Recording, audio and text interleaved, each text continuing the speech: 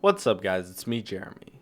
In solo queue and team play especially, rotations are a huge part of the game and can decide multiple objectives between the two teams. Let's get started. For those who don't know, rotation is when your team as a group goes from one objective to another in an attempt to outposition the enemy team and end up with some objectives. Now when it comes to rotations, you need to consider both your positioning and your opponent's positioning, and two major elements that take place: pressure and open spaces. The positioning aspect isn't too complicated. If someone shows bottom, it means they aren't top, and so your team can go top and try to take the tower, things like that.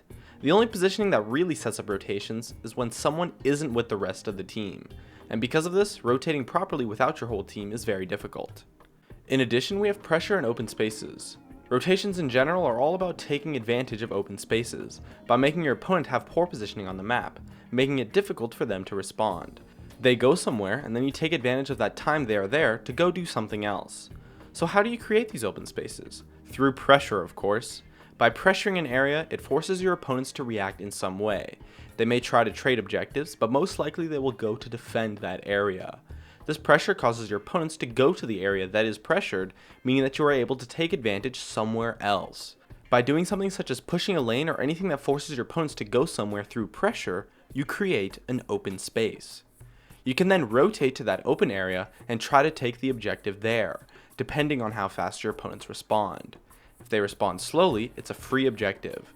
But if they respond immediately, guess what? You just applied pressure and created another open space somewhere else on the map. You can continue with this, trying to outmaneuver and outposition your opponents until you take some objectives, or it's likely for a teamfight to happen.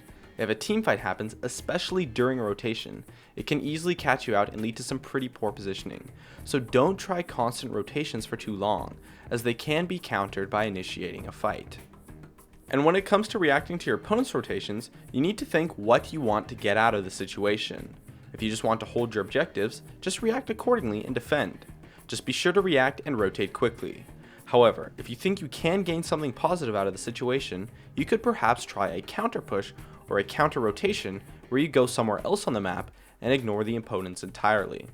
If you take your objective faster or can overwhelm your opponents with significantly greater pressure, you can easily end up on top and force them to rotate to you. However, that only really works if your team as a whole is ahead. In general, you just want to try to predict your opponent's movements and react accordingly based on what you're trying to get out of the situation.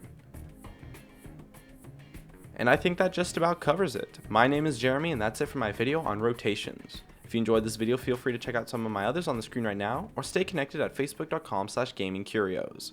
Drop a like and make sure to subscribe for some more awesome content in the future. As always, thank you so much for watching, and I'll see you guys next time.